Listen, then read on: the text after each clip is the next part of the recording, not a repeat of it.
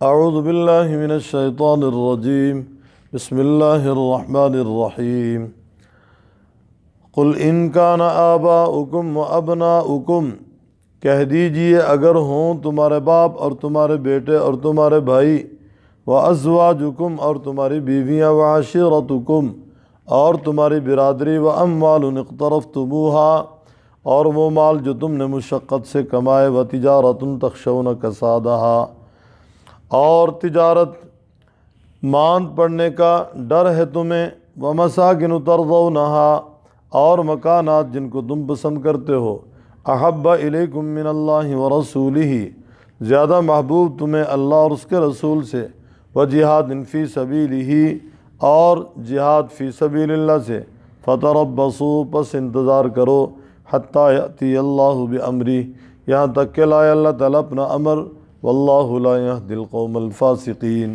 اللہ تعالیٰ نہیں ہدایت دیتا فاسق قوم کو۔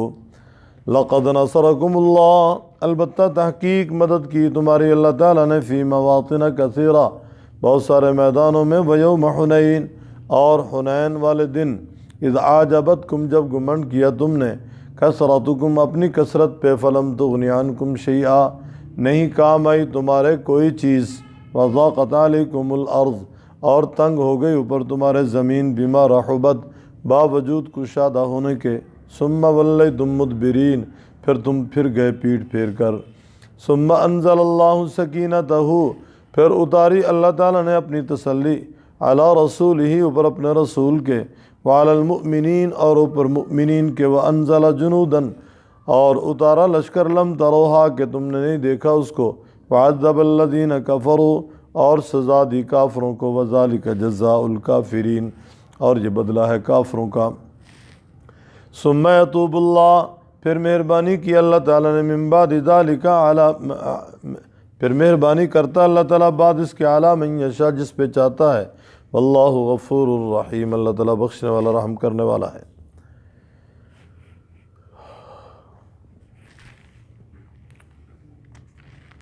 گزشتہ سبق میں آپ نے پڑھا مشرکین نے فخریہ طور پہ کہا کہ ہم بڑے بڑے کام کرتے ہیں۔ اللہ تعالیٰ فرماتے ہیں ایمان کے مقابلہ میں ان کی کوئی حیثیت نہیں ہے۔ اصل ایمان ہے ایمان، ہجرت، جہاد فی سبیل اللہ۔ آج کی زیر سبق آیت میں اللہ تعالیٰ فرماتے ہیں جہاد وہ عمل ہے جس سے مسلمانوں کو اللہ تعالیٰ عزت عطا فرماتے ہیں اور رفعتوں سے نوازتے ہیں۔ جب جہاد کو مسلمان ترک کریں گے تو ذلت کا شکار ہو جائیں گے۔ گویا مسلمانوں کی فتح اللہ تعالیٰ نے جہاد کے ذریعے رکھی ہے۔ مسلمانوں کی عزت، مسلمانوں کا غلبہ اور مسلمانوں کا شان رفعت سے جینا جہاد کی بنیاد پہ اللہ تعالیٰ نے ان کو عطا فرمایا ہے۔ اللہ تعالیٰ فرماتے ہیں اگر تمہارے باپ، تمہارے بیٹے، تمہارے بھائی، تمہاری بیویاں، تمہاری برادری، وہ مال جو تم نے مشقت سے کمایا، اقترفتموہا اقتراف مشقت سے کمانا، مطلقاً کمانا اکتساب ہے، وتجارت تخشون کسادہا اور وہ تجارت جس کے ماند پڑنے سے تم ڈرتے ہو، ومساکن اور مکانات، حویلیاں، کوٹھیاں، ترضونہا جن کو تم پسند کرتے ہو، احب الیکم من اللہ ورسولہ وجہاد تمہیں زیادہ محبوب ہیں اللہ تعالیٰ سے اور اس کے رسول سے اور جہاد فی سبیل اللہ سے، فتربصوا حتی یأتی اللہ پھر انتظار کرو کہ اللہ تعالیٰ کوئی اپنا امر لائے، واللہ لا یہدی القوم الفاسقین یعنی اللہ تعالیٰ کے عذاب کا انتظار کرو کہ خدائی عذاب آئے اور تم پہ مسلط ہو۔ گویا ان چیزوں کو بیان فرمایا جو جہاد میں رکاوٹ ہیں یا جہاد کے لیے مانع ہیں، تو رب تعالیٰ فرماتے ہیں یہ چیزیں جہاد کرنے میں مانع نہیں ہونی چاہیے. یہ چیزیں جہاد سے آپ کو نہ روکیں. تمہارے باپ کی محبت، تمہارے بیٹوں کی محبت، تمہارے بھائیوں کی محبت، بیویوں کی محبت، برادری کی محبت، مال و دولت کی محبت، تجارت کی محبت، حویلی مکان کی محبت. فرمایا یہ تمہارے لیے جہاد فی سبیل اللہ میں رکاوٹ نہ بنے، ورنہ کیا ہوگا؟ خدائی عذاب کا شکار ہو جاؤ کہ واللہ لا یہدی القوم الفاسقین. اللہ تعالیٰ فاسق قوم کی رہنمائی نہیں کرتے. ابو داود شریف کی اور مسند احمد کی ایک روایت میں آپ صلی اللہ علیہ وسلم کا ایک فرمان ہے، اذا تبایعتم بالعینۃ، اگر تم نے خرید و فروخت کو ہی مقصد حیات بنا لیا، ورضیتم بالزرع، کھیتی باڑی کے کام میں مصروف رہے، واخذتم باذناب البقر، گائے بیل کو پالنے میں لگے رہے، وترکتم الجہاد فی سبیل اللہ، اللہ تعالیٰ کے راستے میں جہاد کو ترک کر دیا، فتربصوا ان یسلط اللہ، پھر اس بات کے منتظر رہو کہ اللہ تعالیٰ تم پر مسلط کر دے ذلت کو. فرمایا اس وقت تک نہیں نکل سکو گے، لا ينزع حتى ترجعون الى دینکم، جب تک کہ تم اپنے دین کی طرف واپس نہیں پلٹ آؤ گے. اور آج مسلمانوں کا زوال ترک جہاد کی وجہ سے ہے. آج مسلمانوں کا مار کھانا ترک جہاد کی وجہ سے ہے. آج مسلمانوں کا ذلت کا شکار ہونا ترک جہاد کی وجہ سے ہے. آج مسلمانوں کی پریشانییں ترک جہاد کی وجہ سے ہے. آج مسلمانوں کی معیشت کی بربادی ترک جہاد کی وجہ سے ہے. آج مسلمانوں کی سلطنت کا چھن جانا ترک جہاد کی وجہ سے ہے. فرماتے ہیں جو قوم جہاد ترک کر دیتی ہے نا، وہ قوم محکوم ہو جاتی ہے، کیونکہ اس پہ ذلت مسلط ہو جاتی ہے. تاریخ کا مطالعہ کریں تو پہلے مسلمان تاتاری کافروں کے محکوم ہوئے. کہتے ہیں آج مسلمانوں کی اکثریت انگریزوں کی محکوم ہے، انگریزوں کی غلامی میں ہے. اور یہ قومی سزا ہے جو مسلمانوں کو مل رہی ہے. قومی سزا ہے جو مسلمانوں کو مل رہی ہے. کیوں مل رہی ہے؟ کہ یہ ساری چیزیں جہاد کرنے میں رکاوٹ بن رہی ہیں. گویا ماں باپ کی محبت، بہن بھائیوں کی محبت، برادری کی محبت اور مال تجارت کی محبت، اپنے مکانات کی محبت ہم پہ غالب آ گئی. اگر اللہ اور اس کے رسول کی محبت کو غالب کریں گے تو اللہ تبارک و تعالیٰ دوبارہ سے ہمیں فاتح بنا دیں گے. ہم نے اللہ اور اس کے رسول کی محبت کو دوسرے نمبر پہ چھوڑا، ان اشیاء کی محبت کو پیش نظر رکھا، آج ہم محکومی کی زندگی بسر کر رہے ہیں.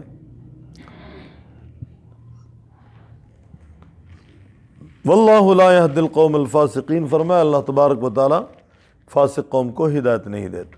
لقد نصرکم اللہ فی مواطن کثیرہ، دو تاکیدوں کے ساتھ یہ بات بیان کی. لقد، البتہ تحقیق، مدد کی تمہاری اللہ تعالیٰ نے بہت سارے میدانوں میں. کم و بیش 80 کے قریب مواقع ایسے آئے کہ مسلمانوں کو اللہ تعالیٰ نے فتح عطا فرمائی. اور خصوصاً حنین والے دن، ویوم حنین، آپ پہلا مارکہ دیکھ لیں، جنگ بدر کا پہلا مارکہ ہے، جنگ احد دوسرا مارکہ ہے، خندق ہے، حدیبیہ ہے، وغیرہ وغیرہ. اللہ تعالیٰ نے مسلمانوں کو فاتح رکھا. احد میں بظاہر ابتداء میں ابتداء مسلمان فاتح تھے، بعد میں بظاہر مسلمان گویا کہ شکست خوردہ نظر آ رہے تھے، لیکن حقیقت یہی تھی کہ مسلمانوں ہی کو اللہ تعالیٰ نے فتح دی، کفر کی دوڑیں لگ گئیں. ویوم حنین، اور حنین کے دن 8 ہجری میں مسلمانوں نے مکہ فتح کیا۔ آپ علیہ الصلوۃ والسلام جب مدینہ منورہ سے نکلے فاتح بن کے، آپ کے ساتھ 10,000 مسلمان تھے، اور اس کا تورات میں بھی ذکر ہے 10,000 قدسیوں کی جماعت لے کر محمد الرسول اللہ مکہ فتح کریں گے۔ 10,000 آپ کے ساتھ تھے۔ بعض مسلمان ہو گئے، بعض کی دوڑیں لگ گئیں۔ دوڑنے والوں میں ابو جہل کا بیٹا اکرمہ بھی تھا، بعد میں مسلمان ہو گئے۔ صفوان ابن امیہ جو کفار کو اسلحہ سپلائی کرتا تھا، اس موقع پہ آپ علیہ الصلوۃ والسلام نے بھی صفوان ابن امیہ سے اسلحے کا تعاون لیا۔ بعد میں وہ مسلمان بھی ہو گئے رضی اللہ تعالیٰ عنہ۔ تو بہت سارے تھے جو مسلمان ہوئے، ان میں حبار بن اسود بھی ہے، جس نے حضرت امام الانبیاء صلی اللہ علیہ وسلم کی بڑی بیٹی حضرت زینب کو اونٹ سے نیچے گرایا تھا ٹانگ پکڑ کے، اور انہی زخموں کی تاب نہ لاتے ہوئے وہ شہادت پا گئیں۔ اور اسی طرح اور بھی لوگوں کا تذکرہ ملتا ہے، جس طرح وحشی ہے، وحشی بن حرب، حضرت حمزہ کا قاتل، وہ بھی مسلمان ہوا۔ بہت ساروں نے دوڑیں لگا دیں، مسلمان بھی ہوئے۔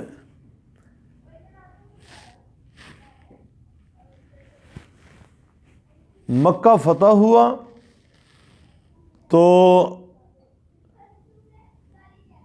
عرب کے 2 قبائل نے مکہ والوں پہ تان کرنا شروع کر دیا، ہوازن اور ثقیف۔ انہوں نے کہا مکہ والوں نے اچھا نہیں کیا، مکہ خالی کر دیا ہے، ان کو مقابلہ کرنا چاہیے تھا۔ انہوں نے اعلان جنگ کر دیا۔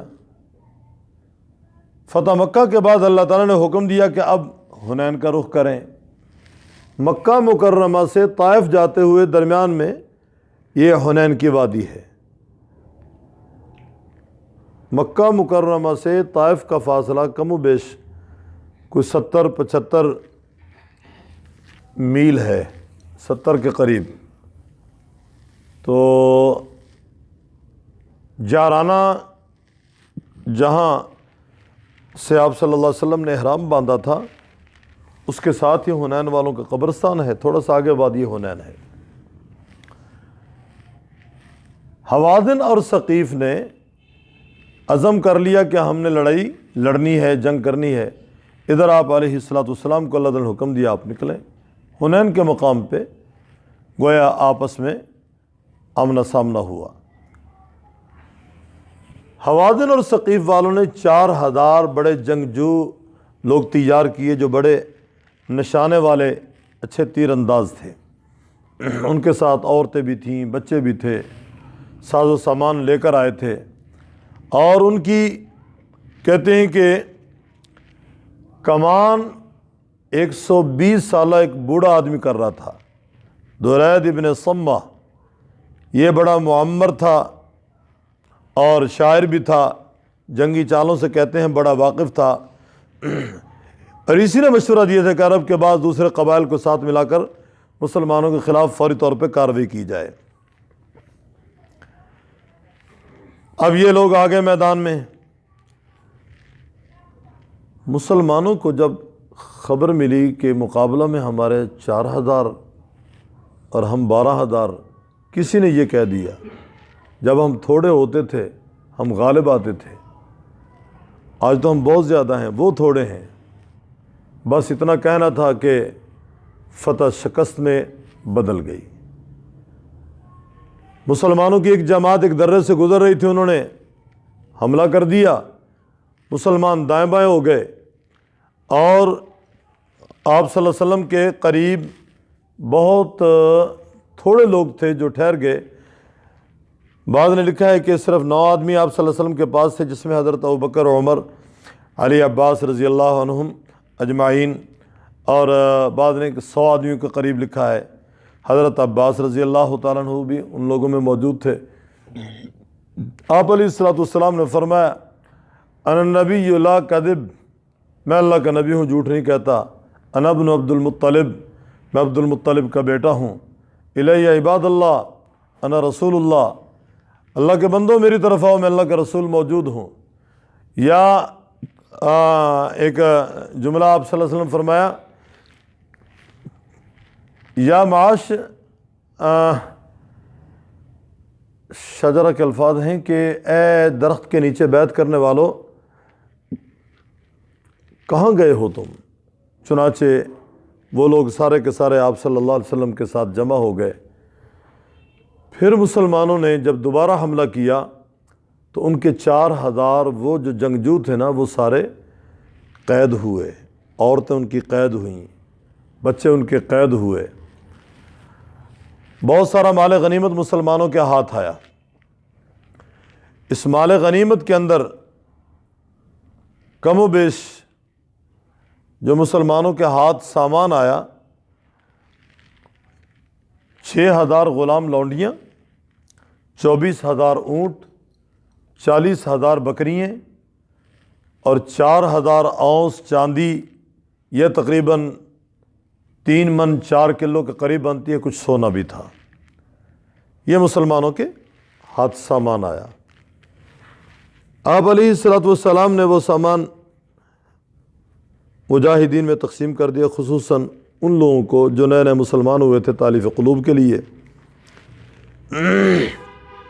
10-15 روز تک آپ صلی اللہ علیہ وسلم نے انتظار کیا، وہ لوگ اگر مسلمان ہو کر آ جائیں یہ سامان اور غلام ان کے حوالے کر دیں گے۔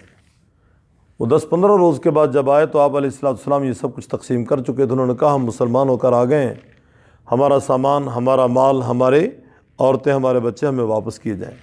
تو آپ علیہ السلام نے فرمایا دیر سے آئے ہو، یہ تو میں نے سارا کچھ تقسیم کر دیا ہے، البتہ میں ترغیب دیتا ہوں دونوں میں سے ایک چیز تمہیں مل جائے گی، یا غلام، عورتیں اور بچے مل جائیں گے تمہیں، یا پھر مال مل جائے گا تمہیں۔ پھر آپ علیہ السلام نے اصحاب رسول کو اکٹھا کیا اور ان سے خطاب کیا اور کہا کہ وہ لوگ سارے گویا کہ مسلمان ہو کر آ گئے ہیں، تو تمہیں اختیار ہے، میں نے ان سے بھی یہی کہا ہے کہ تم دونوں میں سے ایک چیز مل جائے گی، یا مال ملے گا یا غلام ملیں گے، یعنی تمہیں عورتیں بچے مل جائیں گے۔ تم خوشی سے مال دے سکتے ہو، مال دے دو، یا غلام اور عورتیں۔ چنانچہ غلام، عورتیں اور بچوں پہ اتفاق ہو گیا کہ یہ سب کچھ ہم دے دیں گے، وہ ان کے حوالے کر دیے گئے۔ اور آپ صلی اللہ علیہ وسلم نے یہ بھی فرمایا کہ اگر کوئی ان کو آزاد کر دے تو بہت بہتر، اگر آزاد نہیں کرنا چاہتا تو وہ اس شرط پہ دے دے کہ آئندہ جب کسی جنگ میں ہمیں غلام لونڈیے ملے تو اس کے بدلہ میں ان کو دے دیا جائے گا۔ بہرحال سب اس پہ راضی ہو گئے کہ ہم سب کچھ دیتے ہیں۔ ان آیات میں وہی تفسیر ہے، البتہ تحقیق مدد کی تمہاری اللہ تعالیٰ نے بہت سارے میدانوں میں، اور حنین کے دن اذ اعجبتکم کثرتکم، جب تعجب کیا تم نے اپنی کثرت پہ، گمنڈ کیا تم نے اپنی کثرت پہ، نہیں کام آئی تمہاری کثرت کچھ بھی، وضاقت علیکم الارض، تنگ ہو گئی اوپر تمہارے زمین، بما رحبت، باوجود کشادہ ہونے کے، ثم ولیتم مدبرین، پھر تم بھاگ گئے پیٹ پھیر کر، ثم انزل اللہ، پھر اتاری اللہ تعالیٰ نے سکینتہ، اپنی تسلی، علی رسول، اوپر اپنے رسول کے اور اوپر مؤمنین کے، اور اتارا ایسا لشکر لم تروہا کہ تم نے نہیں دیکھا اس کو، وعذب الذین کفروا، سزا دی ان کو جنہوں نے کفر کیا، اور یہ بدلہ ہے کافروں کا، ثم یتوب اللہ، پھر مہربانی کرتا ہے اللہ تعالیٰ بعد اس کے عالم یشاء، جس پہ چاہتا ہے۔ اللہ تعالیٰ غفور رحیم، بخشنے والا، رحم کرنے والا ہے۔ آپ علیہ السلام نے ایک موقع پہ 12,000 لشکر کے بارے میں ایک بشارت بھی دی، فرمایا لن یغلب من قلت 12,000 12,000 افراد کا لشکر قلت تعداد کی وجہ سے مغلوب نہیں ہوگا، بشرطے کہ وہ منظم ہو۔ اگر ایسے لشکر والے ایماندار ہوں گے، اللہ پر بھروسہ رکھیں گے، صحیح اصولوں پر قائم ہوں گے، کبھی مغلوب نہیں ہوں گے۔ البتہ اگر نظم میں فرق آ گیا تو کچھ نہیں کہا جا سکتا۔ اللہ تبارک و تعالی ہمیں فہم عطا فرما دے۔ قل کہہ دیجئے ان کان آباؤکم، اگر ہوں تمہارے باپ اور تمہارے بیٹے، و اخوانکم، اور تمہارے بھائی، و ازواجکم، تمہاری بیویاں، وعشیرتکم تمہاری برادری، واموال اقترفتموها وہ مال جو تم نے کمائے مشقت سے، وتجارت تخشون کسادہا اور تجارت کہ تم ڈرتے ہو اس کے ماند پڑنے سے، ومساکن ترضونہا اور مکانات جن کو تم پسند کرتے ہو، احب الیکم زیادہ محبوب تمہیں اللہ تعالیٰ سے اور اس کے رسول سے، وجہاد فی سبیلہ اور جہاد فی سبیل اللہ سے، فتربصوا پس انتظار کرو، حتی یأتی اللہ بامری یہاں تک کہ لائے اللہ تعالیٰ اپنا امر، واللہ لا یہدی القوم الفاسقین اور اللہ تعالیٰ نہیں ہدایت دیتا فاسق قوم کو۔ لقد نصرکم اللہ البتہ تحقیق مدد کی تمہاری اللہ تعالیٰ نے، فی مواطن کثیرہ بہت سارے میدانوں میں، ویوم حنین اور حنین والے دن، اذ اعجبتکم کثرتکم جب گمنڈ کیا تم نے اپنی کثرت پہ، فلم تغنی عنکم شیئا نہیں کام آئی تمہاری کثرت تمہارے کچھ بھی، وضاقت علیکم الارض تنگ ہو گئی اوپر تمہارے زمین، بما رحبت باوجود کشادہ ہونے کے، ثم ولیتم مدبرین پھر تم پھر گئے بھاگ گئے پیٹ پھیر کر، ثم انزل اللہ پھر اتاری اللہ تعالیٰ نے سکینتہ تسلی علی رسول اوپر اپنے رسول کے اور اوپر مؤمنین کے، اور اتارا اس کا ایسا لشکر لم تروہا کہ تم نے نہیں دیکھا اس کو، وعذب الذین کفروا اور سزا دی ان کو جنہوں نے کفر کیا، وذالک جزاء الکافرین یہ بدلہ ہے کافروں کا، ثم یتوب اللہ پھر مہربانی کرتا ہے اللہ تعالیٰ، من بعد ذالک بعد اس کے، علی من یشاء جس پہ چاہتا ہے، واللہ غفور الرحیم اور اللہ تعالیٰ بخشنے والا رحم کرنے والا ہے۔